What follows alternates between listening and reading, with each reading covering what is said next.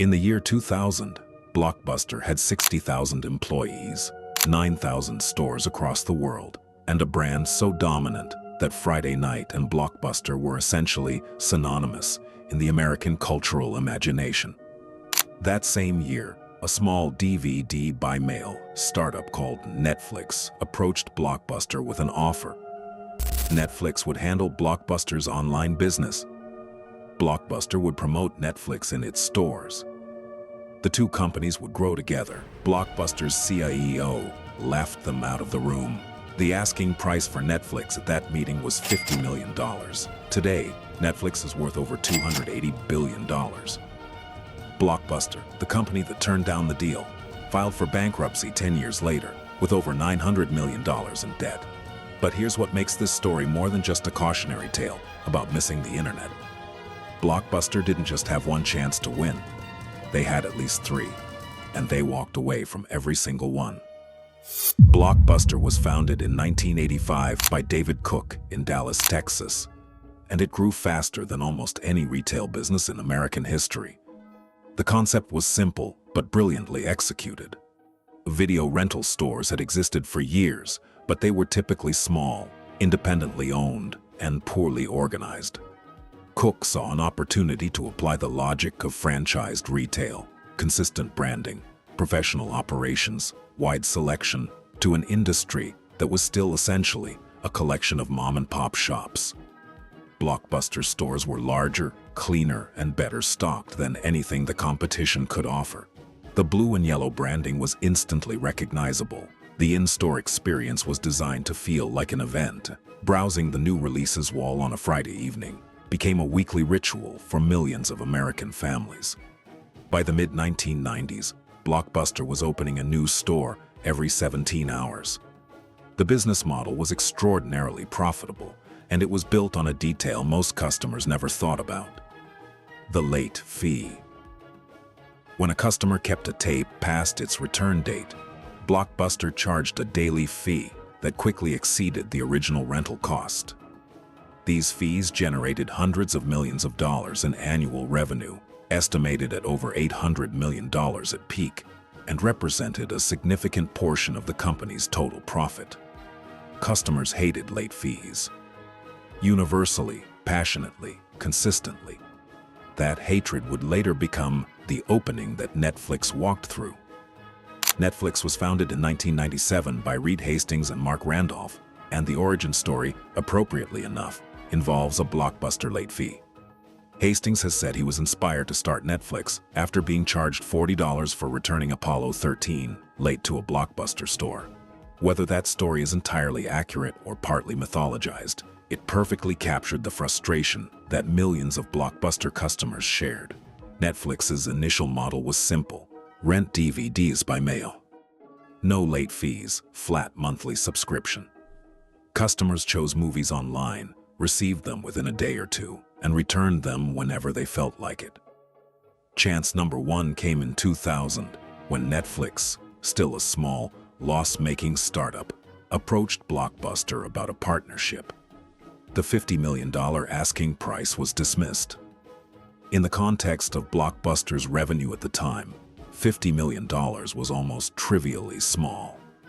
The decision not to acquire Netflix would later be described by Blockbuster insiders as one of the most expensive mistakes in retail history.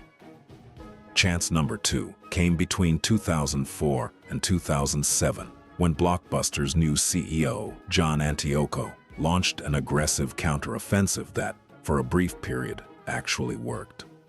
Antioco eliminated late fees, absorbing a $400 million annual revenue hit to remove the single biggest source of customer resentment.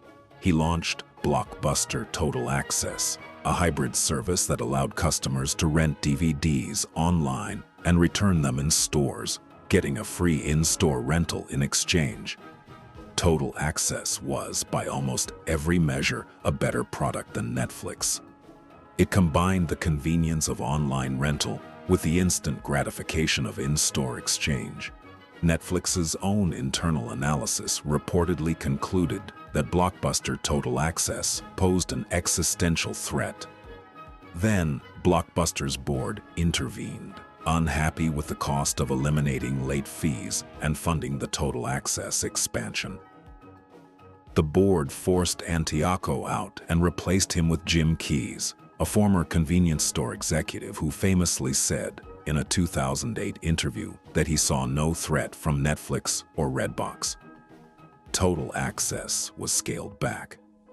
Late fees crept back in different forms. The one genuine competitive weapon Blockbuster had built against Netflix was dismantled from the inside. Chance number 3 came in 2008, when Blockbuster, still operating thousands of stores, could have pivoted aggressively towards streaming. Netflix was just beginning its streaming service. The technology was still limited, and Blockbuster had the brand recognition and customer relationships to compete directly. Instead, the company spent its remaining years and capital trying to stabilize a declining store network, rather than building toward what the industry was clearly becoming. By 2009, Blockbuster's situation was irreversible. The store network, once its greatest asset, had become its greatest liability. Each location carried long-term lease obligations, staffing costs, and inventory expenses that continued regardless of how many customers walked through the door, and fewer customers were walking through the door every month. Netflix's streaming library was growing. Redbox, a competitor that placed cheap DVD rental kiosks in supermarkets and pharmacies, was capturing the impulse rental market that had once been Blockbuster's core business. The economics of physical video rental were collapsing faster than even pessimistic analysts had predicted. In September 2010, Blockbuster filed for bankruptcy with approximately $930 million in debt. The following year, what remained of the company was acquired by Dish Network for $320 million, a fraction of what Blockbuster had been worth a decade earlier. Dish attempted to relaunch Blockbuster as a streaming competitor to Netflix, but the effort never gained traction. Store closures continued steadily through the early 2000s. Today, one Blockbuster store remains open, in Bend, Oregon, operated as something between a functioning video rental store and a cultural monument to a business model that the internet made obsolete. It has become, somewhat improbably, a tourist destination. The Blockbuster story is almost always told as a story about a company that didn't see the internet coming, but the timeline doesn't support that telling. Blockbuster had a chance to buy Netflix for $50 million in 2000, when the threat was still small enough to absorb cheaply. They had a chance to beat Netflix at its own game with Total Access in 2006 and 2007, when they had a genuinely superior product, and they had a chance to pivot to streaming in 2008. When the window was still open, they walked away from all three. The real story isn't about vision. It's about institutional incentives and short-term thinking. Eliminating late fees cost $400 million in annual revenue. The board that fired Antioco for doing it was protecting short-term profitability at the expense of long-term survival.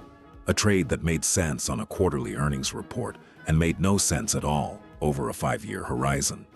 This is the pattern that repeats across almost every major corporate collapse.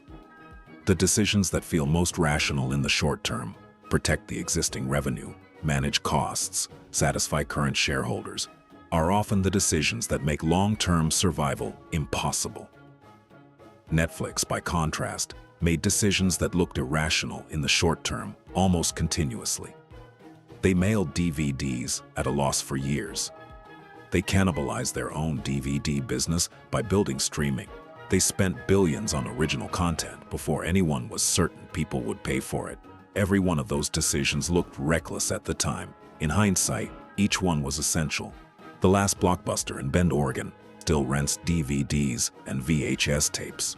It has a waiting list for a branded Airbnb experience inside the store. It sells t-shirts and merchandise online. It is, by every measure, more culturally relevant today as the last survivor of a dead industry than it ever was as one of 9,000 identical stores. Reed Hastings, who founded Netflix after, allegedly, being charged a $40 late fee, stepped down as Netflix CEO in 2023. The company he built has over 260 million subscribers in more than 190 countries. If you want to understand the decisions behind the world's biggest corporate failures and comebacks, subscribe. There's a new one every week. And if today's story made you think about how companies respond or fail to respond to disruption, I've linked a book in the description. That Will Never Work by Marc Randolph, Netflix's co-founder. It's the inside story of how Netflix was built during the years Blockbuster wasn't paying attention. Link is below.